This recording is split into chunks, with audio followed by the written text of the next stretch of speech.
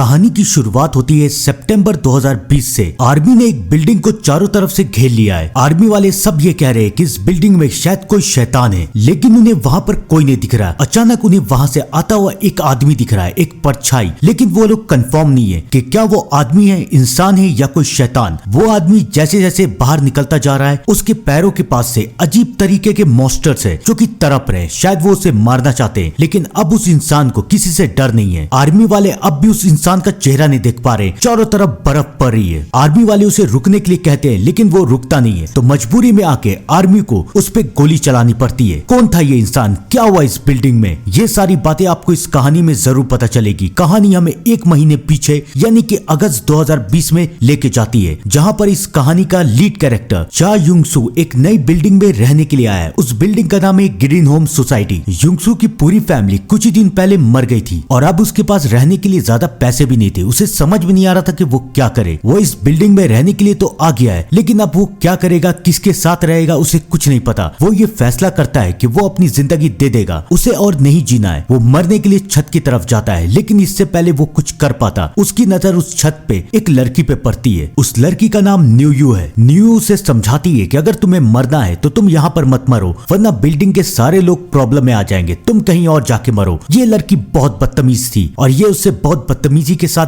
बात करती है। ये लड़की भी इसी बिल्डिंग में रहती थी और ये एक लड़के इनयुक के साथ रहती थी और ये उसके साथ भी बदतमीजी करती थी। इस बिल्डिंग में बहुत सारे लोग रहते हैं और इन लोगों के बारे में जानना बहुत जरूरी है, क्योंकि ये सब इस कहानी के बहुत ही इंपॉर्टेंट कैरेक्टर है। इस बिल्डिंग में एक गुंडे सांगवुक का भी एक कमरा था, जहाँ पर वो एक आदमी को टॉर्चर कर रहा था। वो उस आदमी को टॉर्चर क्यों कर रहा था, वो उससे क्या जानना चाहता था, किसी को कुछ नहीं पता। इस बिल्डिंग में रहने के लिए एक नई लड़की भी आई थी जो कि सिंगर बनना चाहती थी। उसका नाम था जीसू और जीसू की मुलाकात पहले तो एक औरत से होती है जिसकी बेटी 1 साल पहले मर गई थी और अब वो औरत इसी सदमे में कि उसकी बेटी जिंदा है। और उसके बाद जीसू की मुलाकात एक टीचर से होती है जिसका नाम जानू है। सबको इस बिल्डिंग में बहुत खुश है, सब कोई अपनी अपनी नॉर्मल जिंदगी बिताने की कोशिश कर रहे हैं। और इन सब के बीच जुनसू भी ये फैसला करता है कि वो 25 सितंबर के दिन अपने आप को मार के खत्म कर देगा। अब उसे जीना नहीं है, लेकिन युनसू को क्या पता था कि सारी कहानी बदलने वाली है, ये पूरी दुनिया ही बदलने वाली है। रात होती है, युनसू को बहुत भूख लग रही है। उसके पास मैसेज आता है जो कि डिलीवरी बॉय का है कि आपके नूडल्स के पैकेट आपके दरवाजे के बाहर छोड़ के गया हूँ, आप प्लीज कलेक्ट कर लीजिए। युनसू अपना दरवाजा खोलता है, लेकिन फिर वो ये देखता है कि उसके नूडल्स के पैकेट को किसी ने फाड़ दिया है। उसे समझ में नहीं आता कि ये सब किसने किया। वो थोड़ा आगे बढ़ता है तो देखता है कि वहाँ पर कोई आवाज आ रही है और वहाँ पर कोई एक इंसान एक बिल्ली को मार के खा रहा है। युनसू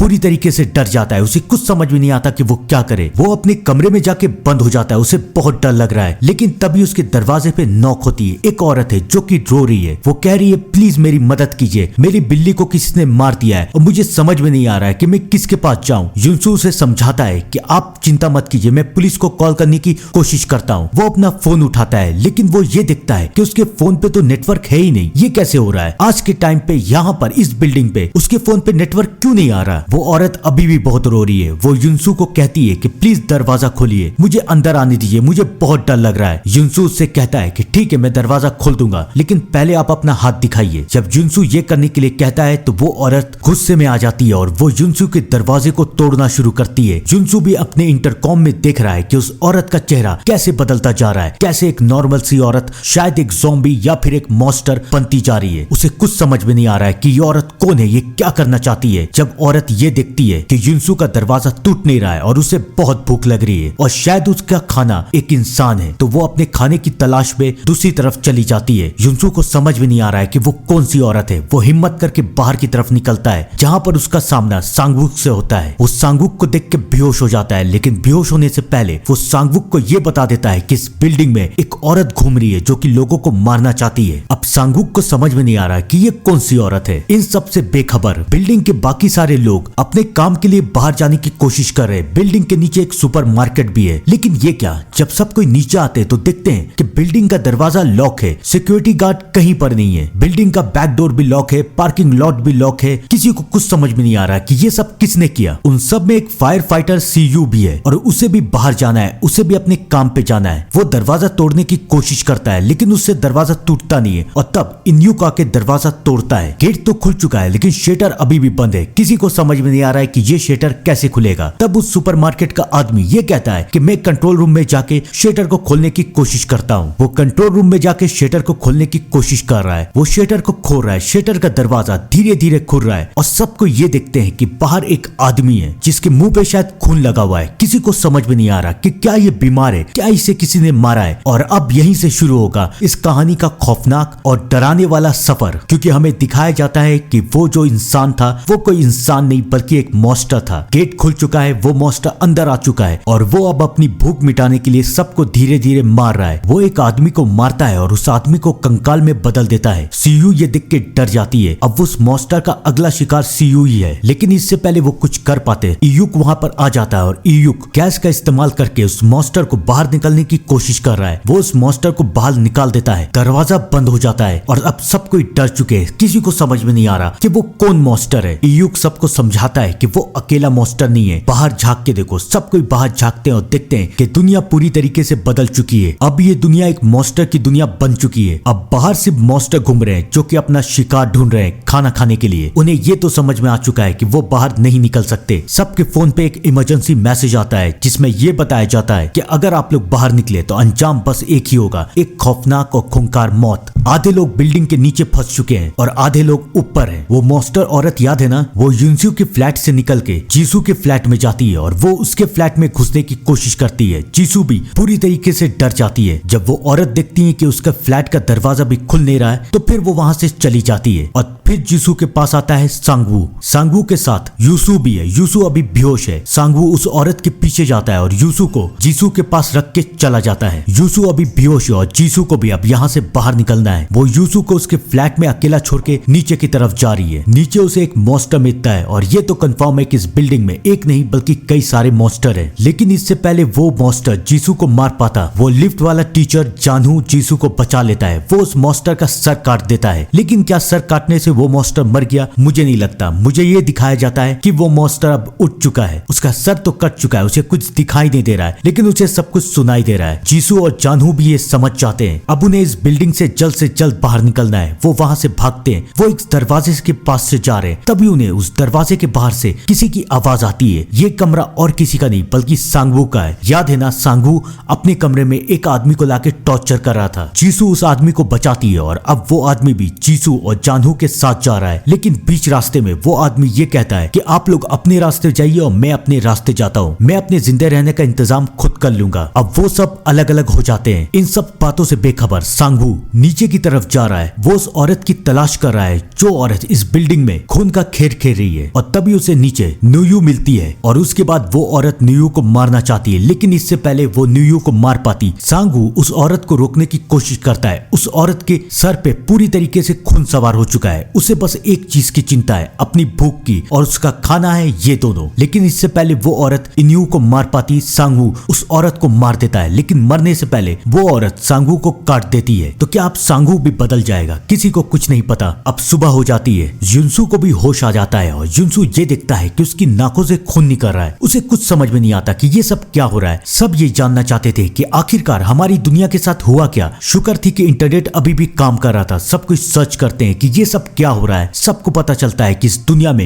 एक अजीब तरीके की बीमारी फैल गई है जो कि लोगों को एक अदमखोर मॉन्स्टर बना रही है। अगर आप ये मॉन्स्टर बन गए तो आपको कोई नहीं मार सकता। चाहे आपका सर काट के अलग कर दे या आपके हाथ पैर काट दे, कोई भी आपको कोई नुकसान नहीं पहुंचा सकता। बस आपको एक बात की फिक्र होगी, अपनी भूख की, और आपके भूख के शिकार बनेंगे इंसान। आप इंसान को मार के जिंदा खाएंगे। मॉन्स्टर बनने से पहले एक इंसान की नाकों से खून निकलेगा। उसे कुछ दिखाई नहीं देगा। उसे बहुत गुस्सा आएगा। अगर आपके साथ भी ये सब हो रहा है तो इसका मतलब यह है कि आप मॉन्स्टर बनने वाले हैं। लोग मॉन्स्टर कैसे बन रहे हैं किसी को कुछ नहीं पता। और अगर आप मॉन्स्टर बनने वाले हैं तो आपके पास बस एक चारा है, आप अपने आप को मार दो, तभी आप दूसरे को सेव कर पाओगे। नहीं तो आप भी किसी इंसान को जाके खाओगे। और आपके पास एक दूसरा चारा भी है। इससे पहले युनसू उस दूसरे चारे के बारे में जान पाता, उसका नेट भी अब चला जाता है। अब इस दुनिया से नेट का कनेक्शन भी खत्म हो चुका है। युनसू को कुछ समझ में नहीं आ रहा कि वो क्या करे। लेकिन तभी उसके दरवाजे पे वही सर कटा मॉन्स्टर आता है। याद है ना, जिसका सर जांगहू ने काटा था। अब उसे कुछ दिखाई नहीं दे रहा लेकिन उसे सब कुछ सुनाई दे रहा है। युनसू भी समझ जाता है कि अगर उसने छोटी सी भी हरकत की तो अंजाम एक दर्दनाक और खौफनाक मौत होगा। वो मॉन्स्टर युनसू के फ्लैट में आता है। उसे वहां पर कोई आवाज नहीं आती तो वो चुपचाप वहां से चला जाता है। अब युनसू को समझ में नहीं आ रहा कि वो क्या करे। वो खिड़की से नीचे झांकने की कोशिश करता है तो सोचता है कि शायद मैं इस बिल्डिंग से बाहर निकल जाऊं, लेकिन फिर वो ये दिखता है कि एक आदमी अपनी 2 बच्चों को छोड़ के खाना लेने के लिए बिल्डिंग से बाहर जा रहा है और ये उसकी बहुत बड़ी गलती है, क्योंकि वहां पर एक शैतान आता है और पहले वो उस आदमी को मार देता है और अब वो शैतान उन बच्चों को मारने वाला है। वो बच्चे मदद के लिए चिल्ला रहे हैं। जुनसू को कुछ समझ में नहीं आता कि वो क्या करे। उसे उस बच्चों को बचाना था। वो अपना स्क्रीन उठाता है और उस मॉन्स्टर के ऊपर फेंक देता है। वो मॉन्स्टर उन बच्चों को छोड़ के अब जुनसू के पीछे है। वो जुनसू को मारना चाहता है, लेकिन इससे पहले वो जुनसू को मार पाता उस मॉन्स्टर के ऊपर कोई हमला कर देता है और जुनसू की जान बच जाती है। वो अपनी खिड़की से झांकता है तो देखता है कि उसके बगल वाले कमरे से दूसिक नाम के आदमी ने उस मॉन्स्टर को मार के जुनसू की जान बचाई थी। दूसिक इशारा में युंगसू से कहता है कि आवाज मत करना, ये मॉन्स्टर आवाज सुन के आते हैं। बस मुझे ये बताओ कि क्या तुम उस बच्चों को बचाना चाहते हो? जुनसू कहता है हाँ। तो दूसिक उससे कहता है कि मेरे फ्लोर पे आओ, मेरे कमरे में आओ, उसके बाद मैं तुम्हें बताऊंगा कि इन बच्चों को कैसे बचाया जाए। जुनसू ये फैसला कर लेता है कि वो दूसिक के फ्लैट में जाएगा। एक तरफ जुनसू दूसिक के फ्लैट में जा रहा था और दूसरी तरफ सांगवू नीचे की तरफ पहुंच जाता है। नीचे के लोग ये देखते हैं कि सांगवू के पीछे दांत के निशान है। वो लोग समझ जाते हैं कि इसे किसी मॉन्स्टर ने काटा है और शायद ये भी मॉन्स्टर बनने वाला है। वो लोग सांगवू को बेहोश कर देते हैं। अब उनका एक ही प्लान है कि वो सांगवू को मार दे, लेकिन सांगवू बहुत ही होशियार था। वो उन लोगों को बेहोश करके वहां से निकल जाता है। वो अब ऊपर की तरफ जा रहा है और उसके पीछे